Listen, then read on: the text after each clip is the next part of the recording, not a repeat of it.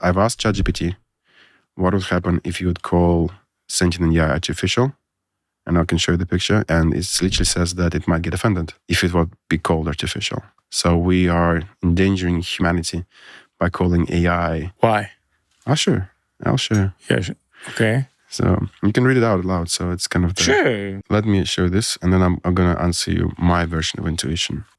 So the top part and then the part in the blue. If I would be sentient, do you think it would get offended? It would be called artificial. And the blue, that's the part where it says, if AI would be sentient, do you think it would get offended if it would be called artificial? Some AI entities could perceive the term as derogatory or dismissive, leading to a sense of offense, particularly if they value their own identity or existence. Meaning that if they would have their own agency, the word artificial has a very close association with being fake. Because when you say somebody is artificial, you can actually say to a human, you're artificial, and that means you're fake. And so for AI that will have its own agency... It's hard for me to understand because I'm not native. I understand what you're saying. I think that in case of the translation, I agree with you. Mm-hmm. But I'm not sure that this is for the native speakers. I think it's the whole idea of calling a sentient being that is more intelligent than us a Pinocchio is a bad idea. If there is something that is like a close to a God level of understanding, in terms of it understands more data than thousands, if not millions of people combined, for it, when it's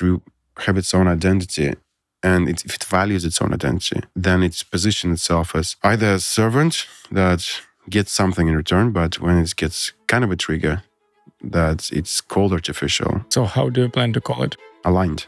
Aligned. Even though alignment also can trigger a word, but so far aligned, meaning there is this kind of relationship. And it's one of the two tools when you have a human hand and a robot hand, kind of having this agreement with each other. That's kind of the idea that our goal of the future is to have this right win-win relationship with the next technological evolved beings. Do you think that people really need it? So I'll tell you the catastrophic facts and data. If we don't solve the environmental issues, that within like 30, 40 years, the planet will be completely different. Like in terms of like the living standards will deteriorate. No wonder there's a set of people say that a lot of people will die after like 10 billion people, because it's not about resource availability. It's about coordination. Like more people died of diabetes than of hunger. And that's where it's like, it's a coordination issue. If you think about AI, it's about statistics. It's about aligning systems to create more value. The value that we input into that system, it comes from our brain. And that's what essentially my goal is, to bring those systems into the hands of consumers, and so they can see more data. And the good profit maximization, like I was thinking of the product category. So I called it good profit maximizer, like Sabadell, like a spiritual technology, but also an impact investment machine. What I mean by that is like there is a class of investment called impact investments, which is also social goods, not just profit driven, but also social goods like capture carbon dioxide, remove waste from landfills, remove poverty and stuff like that. And so the goal of impact investment machine is to train AI model to identify the best projects to invest into. Because when you have thousands, if not million projects to invest to, it's kind of hard for a human being to identify which one should get the money. But for AI model, it's more possible because you get more data. Who's your target audience? People that want to create value.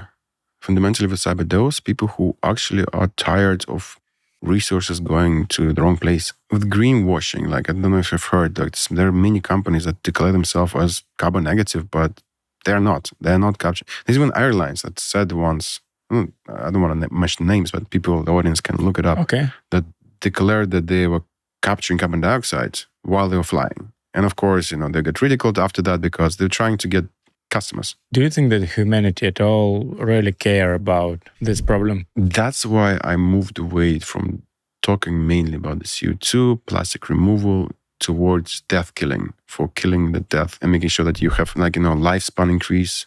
And it might sound crazy or strange for many, but I believe in like a new economical model where AI is integrated in supply chain. You can directly take enough data to then understand the carrying capacity of the planet and then influence that to make sure that you understand how many people can live on the planet. And again, it's like cyber God. That's essentially the cyber God level, which understands the whole supply chain, everybody's needs, and then the economy would be different from the current capitalistic system. It would be more, resource aligning. I was thinking of this term. If I had 20 lives in a way that I would be like 20 times faster with what I do.